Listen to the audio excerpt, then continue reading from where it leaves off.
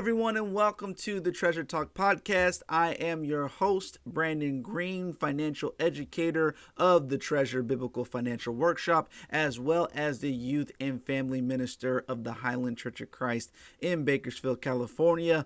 This podcast is all about healthy conversations about the subject of money from a biblical point of view. I'm excited about this episode. Today is just us as we discuss the topic of spending.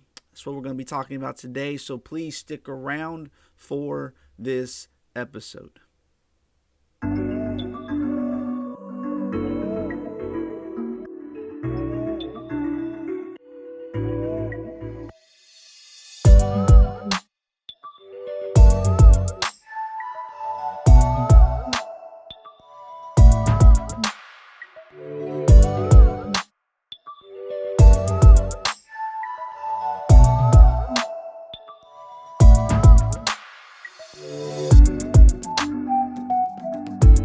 Do we play the blame game when it comes to our spending habits? I would have to say that sometimes we do. And I'm speaking from personal experience because I could blame a lot of things for why I wasn't very good with my finances and why I still have to guard myself from making big financial mistakes. I've already shared with you in the first episode, I talked to you about the fact that when I got my first job, one of the first things I bought was a PlayStation 3. And I didn't even buy it with money. I bought it with credit. And I didn't understand credit like I do now. And I didn't realize that there was interest that built upon that credit. Now, of course, when I got the Best Buy card, my first credit card, they told me that I would have zero APR, right, for so many months. And of course, I still don't really get what an APR is. I still don't understand how interest works, right? I'm just seeing free money. As long as I pay that money back within whatever period of time, magic, I'll own this PlayStation 3. But I didn't understand how that works. So guess what? I left a balance on my card every single month for the duration of that period where my APR was zero. So after that period was over, guess what was coming? Interest being built every week, every month. And every time I left the balance open, that was money that I could have been using for other needs. That's money that I could have been using to save. Money that I could have eventually owned my own home. Money I could have owned my own car. But that's not how it played out.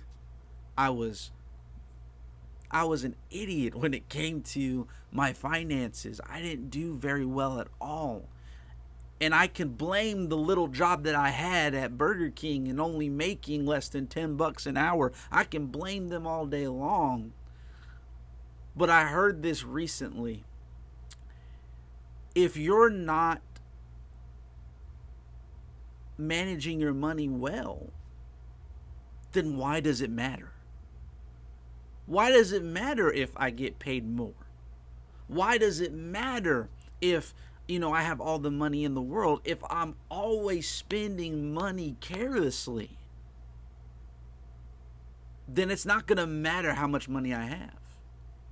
And that's really the problem with lottery winners. I think I've shared this before and I'll share it again, but there's a reason why many lottery winners go broke within the first few years of winning that money. They have a ton of money, some of them winning more than $60 million. How do you lose $60 million in a year? It's because of poor financial planning and terrible spending habits. And guess what? Those spending habits were there even before the $6 million. And so sometimes we have that lottery mindset. If I would just gain more money, then I'll make better financial decisions. But because I am without that kind of cash flow, then I'm just going to basically be careless with my money. And that's a lot of times the attitude that a lot of people have, especially when you don't have a whole lot in this debt society, this credit society where we can just swipe a card and everything will be fine.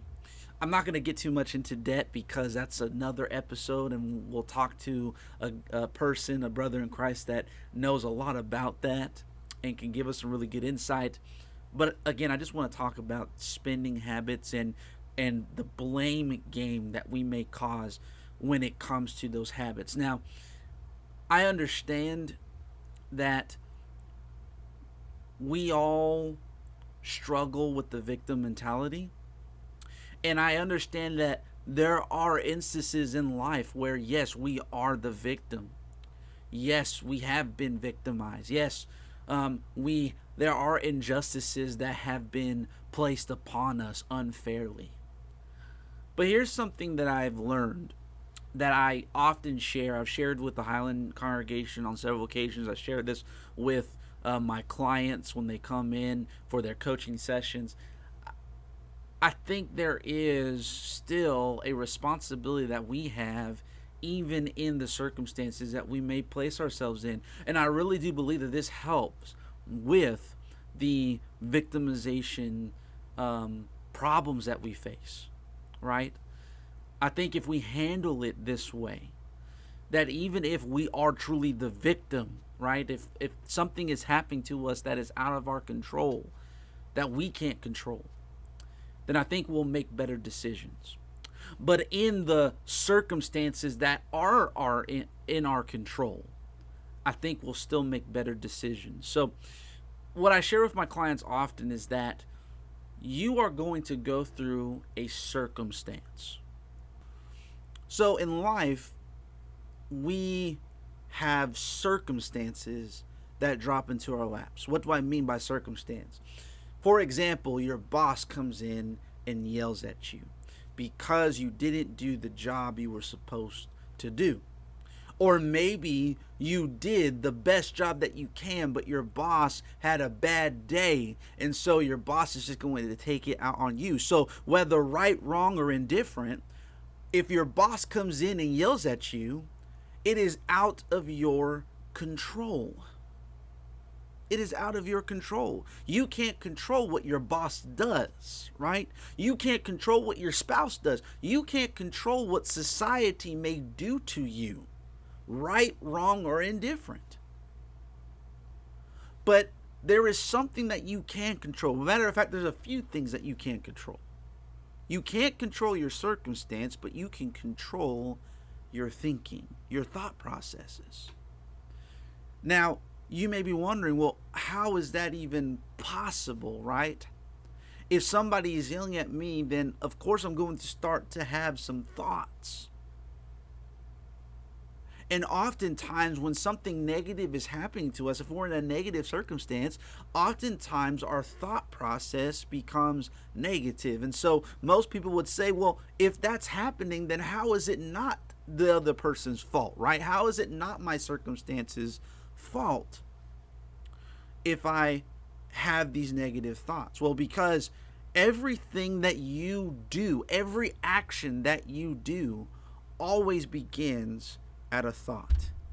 So if our thinking is always negative, no matter what the circumstance may be, it may be a positive circumstance or a negative circumstance, you are in full control of your thought process. You are in full control of the things that you think or that you ponder on. So for example, again, your boss yells at you, right, wrong, or indifferent, your boss yells at you. And based on that yelling that your boss did, maybe you start to think some things about yourself. Maybe one thing is you say to yourself, I don't deserve this yelling, and that may be very true. I don't deserve this yelling. How dare my boss yell at me like this, right? We may start to have negative thoughts about ourselves, like we're no good. Yeah, we're terrible at our job, even though that may not even be the case. We may be very good at our job. But when people put us down, it's very easy for us to put ourselves down, right? So if that's our thinking, then the next thing that's going to happen is we're going to get a feeling based on the things that we think. And so that feeling may be sadness. That feeling may be mad, right? We may be angry. We may have hateful thoughts, right? Or feel hateful towards other people. So all of these different feelings come from the very thoughts that we have.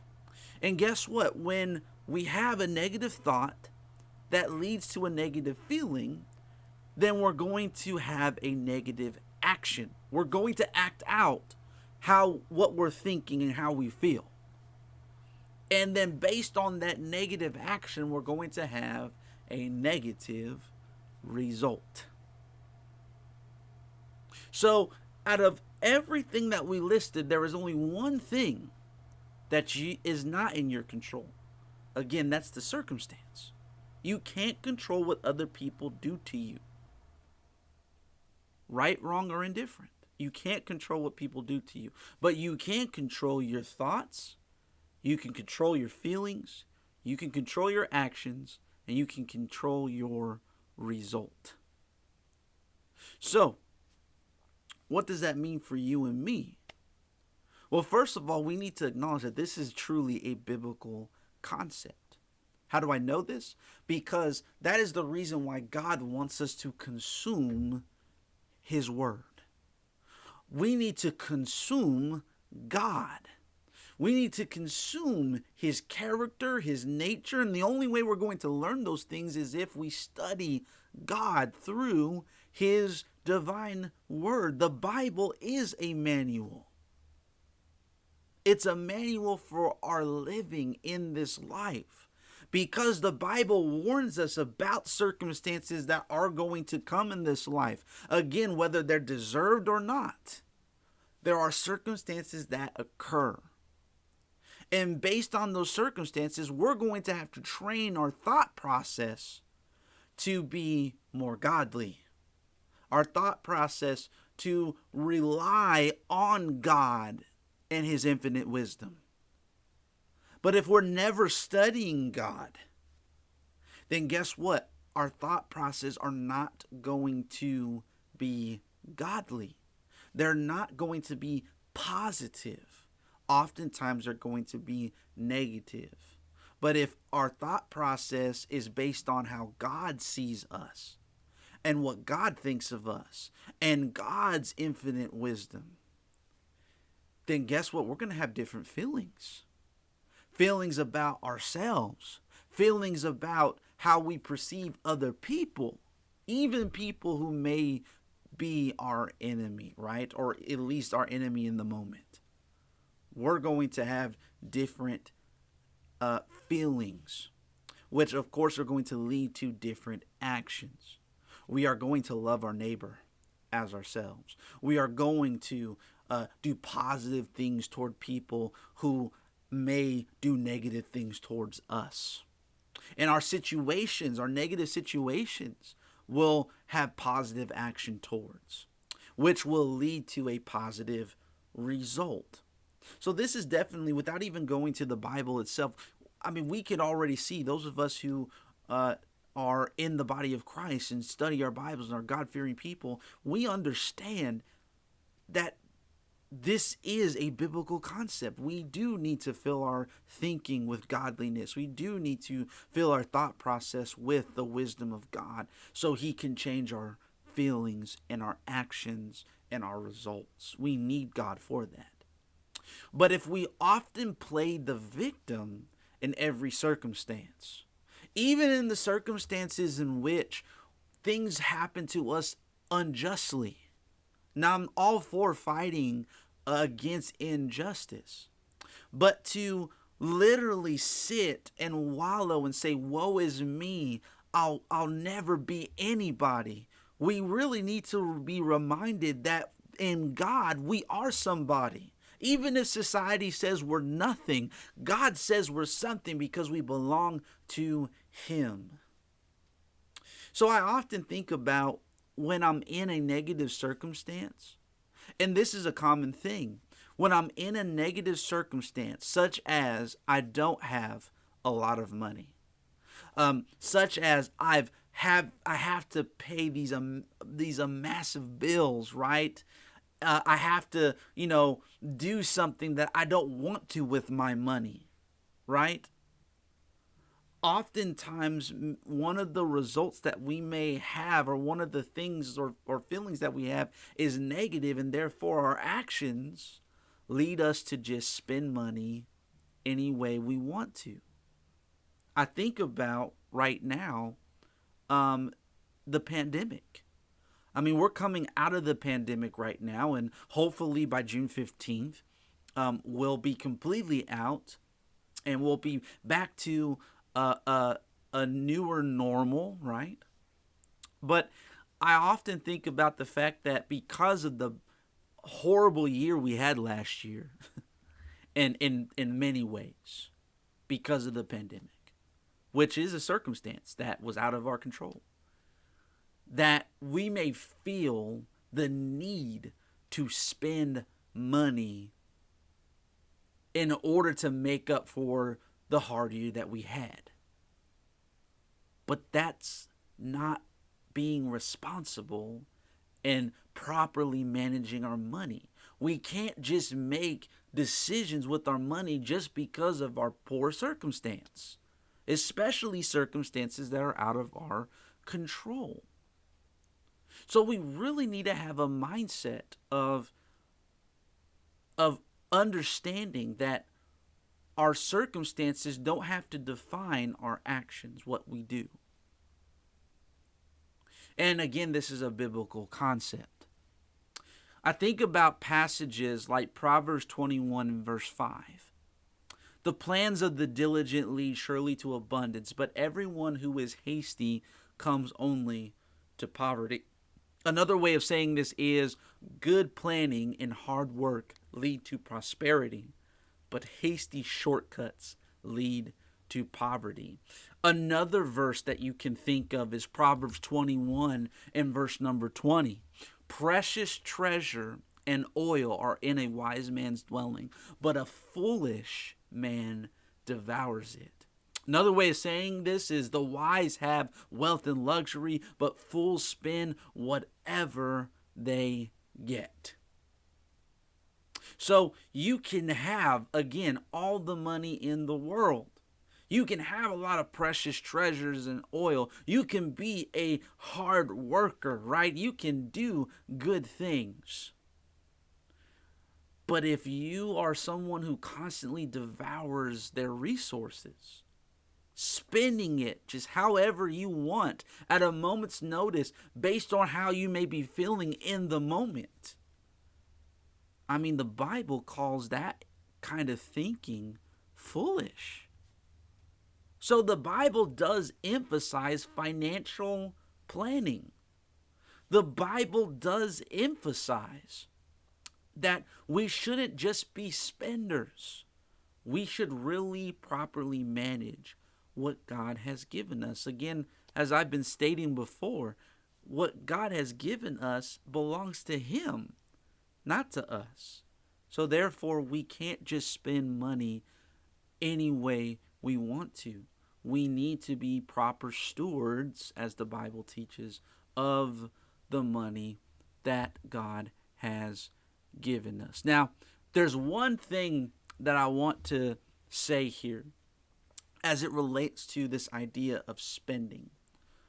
Oftentimes we spend a lot of money when we see things that we desire in the moment. And they often reflect on or come to light in these idea of a sale, right? We are bombarded by commercial after commercial, advertisement after advertisement, and it causes us to put our guard down often and just spend based on the feeling that we get from seeing that commercial or hearing about this product or that product. So we're bombarded by this. If you go on Facebook, and this happens to me all the time, I will look up something on Google, some type of product, or I may ask a question about something, right? I may ask a question about spending. I may ask a question about financing. I'll ask a question about savings. I'll ask a question about investing. And then when I go back on my Facebook that same day, I get all of these commercials, all of these advertisements about the very things that I look up. Even when I wasn't planning on buying anything, I was just looking for free information. And then I'm bombarded by all of this advertisement that you should buy this product and that product and all your problems will be solved. Well, that's a lie. Because oftentimes we buy these products and then they just end up on a shelf somewhere collecting dust. And we are often lured into these with the idea of a sale, right? Holidays are notorious for this, right? Every single holiday known to man, guess who is capitalizing on holidays? Salespeople, right? Just about every holidays, cars are on sale, loans are on sale. I mean, everything is on sale, right? During the holidays. And sales happen all year long. And they often lure us to make decisions that we normally wouldn't make. But let me ask you a question. And this is a very good question I think we need to ponder on. Is a sale really a sale? Is a sale really a sale? Well, there's a few things I want you to consider. Number one, unless you plan to actually pay the full price of an item because you see its value, regardless of price, you don't really save. Right? We're attracted to a sale because of what we could possibly save. But isn't it interesting that retail and all of these salespeople have changed the entire meaning of what it means to save? I mean, what does it mean to save? It means to put money away for another day. That's what saving is, right? As elementary that is, it's interesting that retail has completely changed the tone of that word or the meaning of that word. Saving basically just means that you didn't buy at full value. But really, honestly, when you think about it, did you really save anything if you weren't willing to actually pay the full price for it in the first place? And unless you actually plan to take that portion that you saved and actually put it away, then really, have you really saved anything? Now, this may be very unpopular view when it comes to a sale, right? Because we think we're getting a value, and we might be getting a value. I'm not saying that a sale is bad.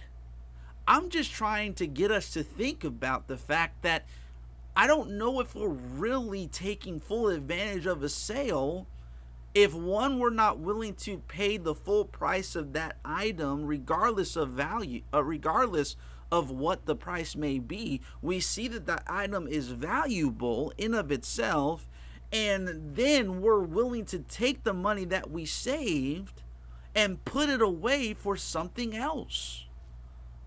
But oftentimes we are just lured to sales and we end up spending the same amount of money that we would have spent even if we had bought something at full price. Oftentimes that's what happens. And guess what? That's exactly what sales strategists want you to do. They don't care if you spend $150 on one item or several items. They just want you to spend that $150. It's an old sales tactic that has been around for centuries. There's a lot of sales tricks that we have to look out for. One, a few, just to name a few sales tricks that we got to look out for. We got to look out for discounts based on inflated prices. That's when manufacturers suggest retail price, or the MSRP, let's say is at $200, and everyone is selling it or selling that item for $150. So the store tells you it's 25% off, when in actuality it's 100% the price everyone is selling it for. You get the problem, or you see the problem with that, right? You're being lured to thinking that you're saving 25% when really the regular price of that item is $150, or everybody's selling it at $150. So you didn't do your due diligence to see whether or not that product is actually discounted. That can happen. Happens often. What about sales tags from manufacturers? What does that mean? If the sales tag is an already printed tag that says something like original price $99 crossed out and now $79.99, it was never a deal.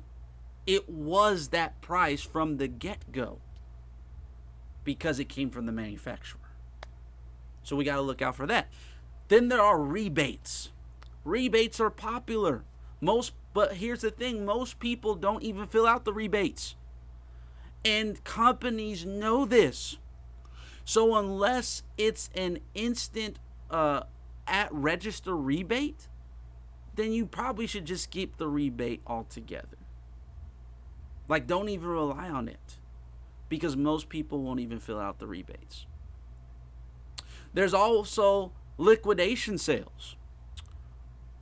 We'll put the prices back up, or people will put the prices back up to MSRP, or manufacturer suggested rate prices, and as the sale day or week continues, we'll drop it down to make it look like you're getting a deal. So people do that, right? Salespeople do this. And then there's the shipping trap. Free shipping coupons that will cancel out other coupons, or they mark the price up and then say free shipping when in reality it's included in the price. So these are old sales tricks that we have to look out for, but oftentimes it is under the guise of savings, right? Under the guise of a sale, when really it's not a sale at all. But this is something that constantly gets us to continue to spend money, even those of us who are trying to manage well, but are getting bombarded or pulled in by these different kinds of sales. Again, I'm not saying you shouldn't spend money, but we do need to plan that spending out. So we can point the finger at these retail companies. We can point the finger at salespeople. We can point the finger again at our economy. We can point the finger at a lot of places. But unless we are willing to take the time to manage and have a financial plan for our present and future, we got to take responsibility for our spending habits. We do. Regardless of what our circumstance may be, regardless of how much money what may be coming in, we are responsible for what we spend. So I leave you with that. Hopefully this episode helped you out in some way, or at least you were reminded of the importance of having a spending plan and not getting trapped by these different sales or advertising that always happens in our lives every day. So thank you so much for watching this episode, and we will see you in the next episode of the Treasure Talk podcast. Have a blessed one. Hey, thank you so much for watching our videos and podcasts. If you want more videos and more podcasts, you can like us on Facebook and Instagram and subscribe to us on YouTube. We'll see you next time.